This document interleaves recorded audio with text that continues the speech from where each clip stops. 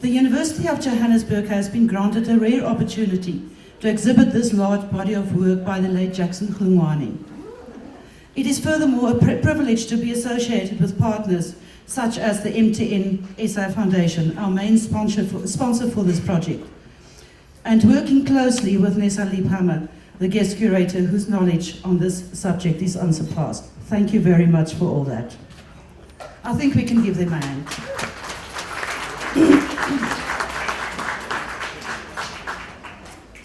To address you from the MTN SA Foundation is the Arts and Culture Portfolio Manager for this foundation, Ms. Philippa Hobbs.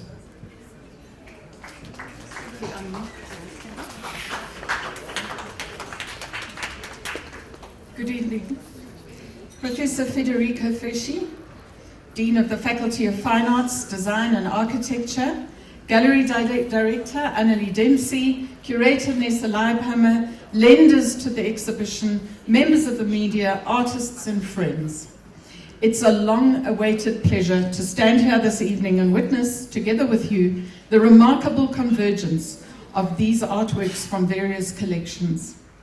The title of this exhibition, Jackson Hlungwani, A New Jerusalem, evokes this liminal figure who was able to move easily between worlds, between Christian and Tsonga beliefs, between sacred and everyday experience, and between urban and rural environments, reconciling them conceptually in his life and work. Hlungwani had an extraordinary mind that allowed him to integrate different cultural traditions, visions, and ideas through his artwork. We hope that this evening may be an important step in a worthy recognition of his contribution to the League of Great Sculptors, particularly as he's joined the stellar cast of artists over yonder. This comprehensive body of some 40 works was a long time coming, and the MTN SA Foundation has proudly supported this initiative since 2011. It was initiated by Amos Litswala of Polokwane Art Gallery, who searched relentlessly, I might add, for Hlungwani's artworks, then launched seminars, then drew in our guest curator, and hosted this exhibition in Polokwane late last year. The level of public interest in this exhibition was so huge in Polokwane that we could not but consider supporting a Johannesburg sojourn also. And we were delighted when the University of Johannesburg Art Gallery came forward to partner us. I would like to thank the university for your enthusiasm and for your forbearance regarding the logistics of this undertaking, as the works were removed from one city to the other. And the word forbearance also springs to mind as I mention the team at our foundation who've put their faith in this project and assisted us in so many ways. Thank you, and thank you. Especially my boss Kasili Mtunzi Hiwadzi, as well as Arthur Makuva, and most of all, our beloved logistics guru, Neil Norkia. The project was fortunate indeed to field a guest curator, Nessa Liebhammer, whose attention to detail ensured that all went smoothly and secured us a stunning exhibition. Thank you. It is testament to her well-known expertise that none of the lenders to the exhibition, at least that I know of, seemed to flinch when asked to part with their artworks for a further period. Some of you are here tonight, and I would like to say a heartfelt thank you for your patience and generosity. MTN is a lender to this exhibition too, and as the custodian of a major art collection, we understand your leap of faith all too well. May I also draw your attention to the engrossing photographs that augment the show, unseen mostly by the public before this exhibition. They give us a sense of what Hlungwani's hilltop sacred domain, his New Jerusalem, was once like. Thank you to Peter Rich for giving us permission to explore his photo archive and invite the public into the special place he documented so long ago. I would also like to compliment UJ Art Gallery Director Annelie Dempsey and her team for your impressive management of this leg of the project, and to thank everyone at the Division of Institutional Advancement who lent a hand. We are especially delighted that Prof. Federico Freschi agreed to join us tonight and address us. This exhibition has been a truly collaborative process and a fine example of the kind of partnershiping that the Foundation seeks to undertake in our corporate social investment programs. Working together, we can address the reclaiming of our heritage, build new audiences, share resources and capacity, scale up the education dimensions of what we do, and as we are doing here at this exhibition, build more skills and create more opportunities in the arts and culture space. I wish you an engrossing journey through Hlungwani's life and work, and I thank you. Thank you, Philippa. And now our inimitable guest curator, Nessa Liebhammer.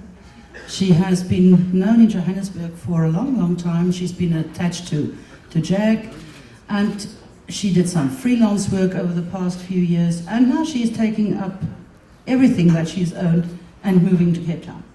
So we're very fortunate to have her here before her last move, or her next move, to do this very special exhibition. Nessa, please. Hello, everybody. On my part, it has been a great privilege to curate this retrospective exhibition to the memory of the late, great Jackson Hlungwani. In the words of Reverend Theo Schneider, who knew him well and interviewed him extensively, you must be prepared to discover in the artist and his work more wisdom, more spirituality, more compassion and humor than you had ever expected. It is these qualities that make the exhibition exceptional. And it is from them that I drew my inspiration for the shape and form that the exhibition has taken. The hand of God greets you on entering the gallery. It guides, shelters, protects, and directs you onwards. The idiosyncratic thrones, platters, and vessel intrigue with their overgenerous size and their quirky shapes. Seats that cannot be sat in, bowls that are impossible to cook in, and impractical to serve food in. These configurations are puzzling until you realize that these are not objects of daily use, but forms that embody metaphysical values. The throne suggesting heavenly seats. The bowls and platters speak to African and Christian qualities of generosity and sharing, of hope for plenty, and of prosperity. Continuing, if you continue, you will find yourself in a shoal of fish, big and small, fat and thin. They float through space, they leap, swish, twist, and undulate. These, one of Jackson's favorite themes, to carve and to think with, symbolize for him the virtues of honesty, respect, and peacefulness. The large photographic image on the rear wall, which I think nobody can miss, serves as a backdrop to the exhibition. It shows the altar to Christ, once part of the New Jerusalem site that Jackson built at Umbokota village in Limpopo province. A further 3 views of the site, a map and a slideshow of approximately 40 images, the ones that Peter Rich so kindly lent us, or allowed us to use, of the pilgrimage route help you reimagine what exists only now, only in photographs, in words, and in memory, a site that no longer exists. Most of the figure sculptures are placed in this end section, works that deal with spiritual themes and moments of epiphany. One of the many qualities that make Jackson and his work exceptional was his ability to reconcile elements usually considered incompatible. A Christ that plays football, an angel that wears a helmet, a God holding a ball, and Christian and African belief systems woven together in one syncretic form. Our eyes and minds are kept moving between imagery so that shapes and meaning are in a state of continuous transformation, neither one thing nor the other, but a fluid synthesis of all.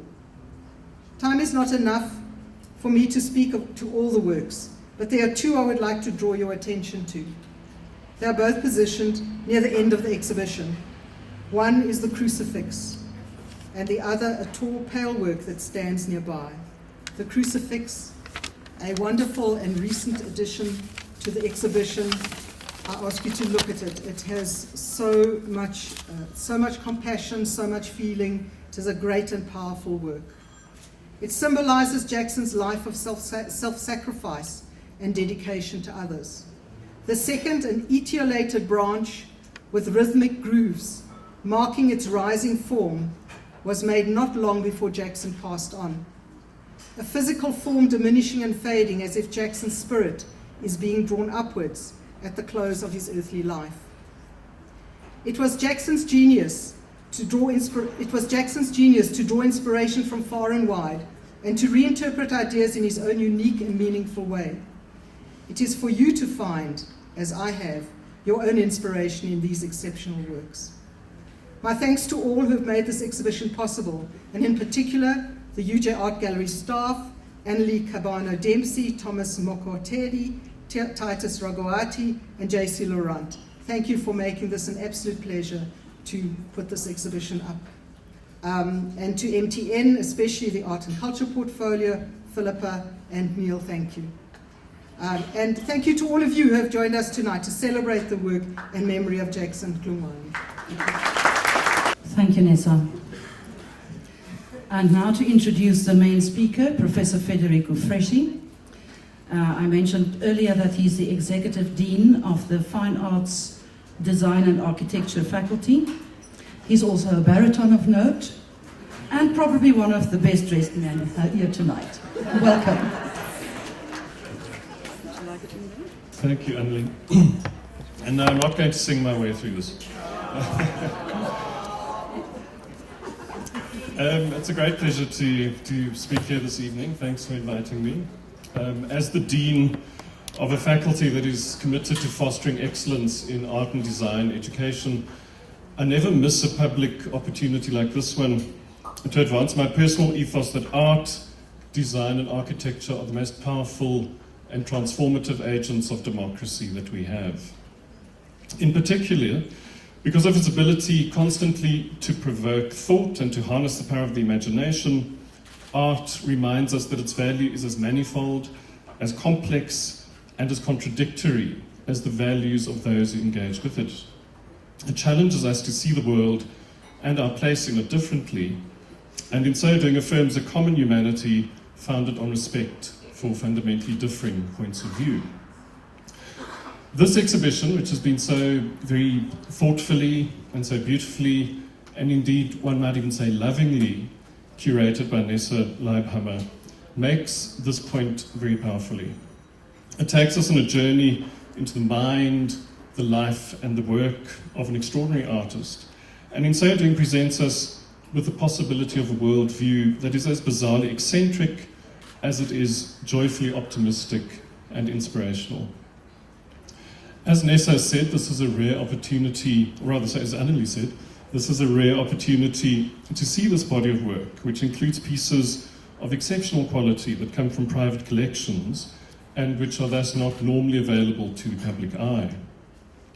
It also, as Nessa has told us, recreates conceptually the shrine that the artist called the New Jerusalem, where he held his sermons and prayers, and which was populated with these sculptures. The most important of these sculptures, namely the altar of God and the altar of Christ, are now in the Wits Art Museum and the Johannesburg Art Gallery. But Nessa has succeeded in giving us a very good sense not only of how these important site-specific works were integrated into their environment, but also of how the same spirit, at once reverent and playful, profound and whimsical, infuses all of Hlungwani's work. What can we take away from this exhibition?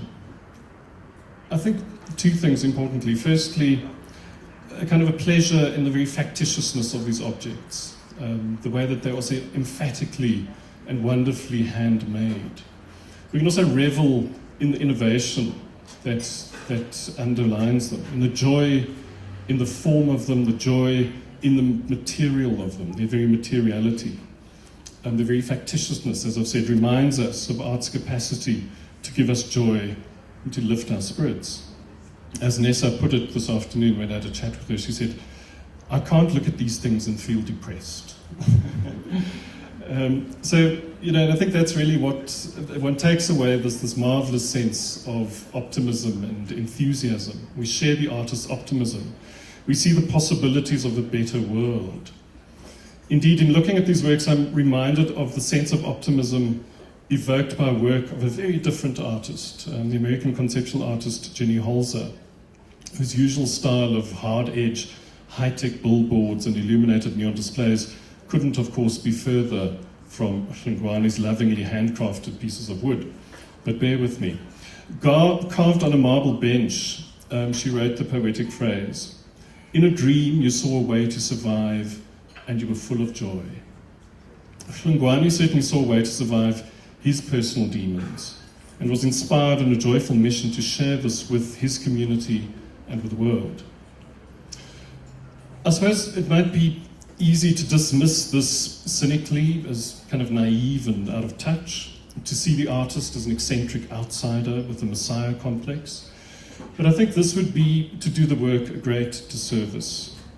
Consider the complexities implicit in the iconography and symbolism, the sophistication of their manufacture, the assuredness of the artist's eye in balancing proportion and form, in finding the very essence of a character, a figure, a fish, a bowl, in a lifeless piece of wood. The things that he made are extraordinary and extraordinarily powerful. They allowed Hlungwani to emerge as the prophet and teacher he believed he was, and to instruct us in believing that opposites can be reconciled, that conflict is a construct, not a cultural inevitability. The University of Johannesburg and the UJ Arts and Culture in particular deserves to be congratulated for embracing the arts as actively as it does. This beautiful space of the gallery, of the Arts Centre, theatre, and their joint commitment to ongoing public engagements make a very valuable contribution to Johannesburg and to the cultural life of the country. This exhibition is also a reminder of the importance of looking at the gaps, if you like, at artists like Hlungwani, who are being in danger of being marginalized as a footnote in a powerfully emerging discourse of contemporary art that rightfully privileges a deeply conceptual engagement with the wicked problems of our time, but may sometimes value concept above form, theory above affect. To my mind, this exhibition really brings home very powerfully the values of the University of Johannesburg and their relevance to the arts. In supporting its vision of being an international university of choice, anchored in Africa and dynamically shaping the future, the university has adopted 4 values: imagination, conversation, regeneration, and an ethical foundation. These values are, of course, fundamental to what we as artists, designers, architects, and academics do. Imagination is the lifeblood of the creative disciplines. Conversation, or a commitment to active dialogue with the world, is essential to any creative endeavor.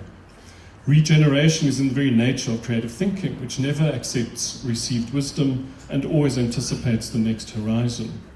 While an ethical foundation is the cornerstone of any meaningful creative practice, which recognizes the importance of defending the fragility of the consensus that enables freedom of expression. These values, I think, also infuse Hlungwani's work. It continues to inspire our imaginations. It engages us in conversations about the nature of the life of the spirit and its place in our cultures. As such, it regenerates and reanimates our imaginations as much as it breathes life into inanimate wood. It reminds us in its uncomplicated humility and touching playfulness that we share the ethical responsibility to support and value each other. In this respect, I was moved by Vonani Bila's account of Hlungwani's interactions with visitors, who would often ask, "How much is that piece?" To which Hlungwani would reply, "Pay what your heart tells you." One would rather not think about the heartbreaking incidents of blatant exploitation that this must have engendered over time, but focus rather on the gift of his work that Hlungwani gave us and that is embodied in this exhibition. So Nessa, thank you for helping us see and value Jackson's gifts. Philippa and MTN, thank you for the generous sponsorship that made this exhibition and this evening possible. Annalie, to you and your crew from the UJ Gallery, thanks for your commitment to realizing this project to the high standards that we have come to expect from the gallery. Thank you. This man can use language, and he speaks a lot of sense. Thank you, Federico.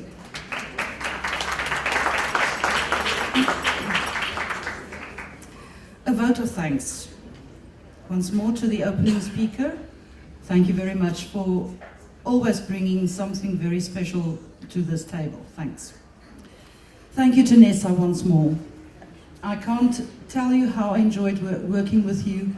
You were so professional, but also such fun to be with. I really enjoyed it. To the MTN Foundation team, specifically Philippa Hobbs and Neil Norkier, you guys are the epitome of what a company should be proud of. Thank you very much for everything you put into this. To the lenders, I see Carl Nelly's here. I don't know, is Peter Rich around? Wits, Julia Charlton representing Wits. Musha, thank you very much for bringing, for giving these works. I don't think it's a matter of borrowing or lending. It was just participating in a project that was so worthwhile. Thank you very much for giving us the opportunity to show these works. To the members of the media, there are quite a few here tonight, and for those who aren't here, we so appreciate all the publicity that you give to this event and to this exhibition, but also the way you promote the arts in general. To Tanyani Mataki from the communications firm, without you this wouldn't have been possible, and the various teams from the University of Johannesburg, from the Division of Advancement, from UJ Arts and Culture, and from the UJ Art Gallery. Much appreciated all the hard work, all the fine logistics that we attended to make this possible. And just a reminder, Nessa Liebhammer will conduct a walkabout on Saturday, 12 July at 10:30 in the gallery. We will present an educational program throughout the period up till the 16th of July. School groups, members of the public, young learners, older learners, in fact anybody from about 6 to 102 will be welcome to attend these educational programs. Then, thank you to MTN SA Foundation. There's an art talk available. It's on the tables, it's in the gallery. It's for free and it gives you all the background about the late Jackson Hlungwani. And take it home and don't forget this artist. Hold him dear in your heart.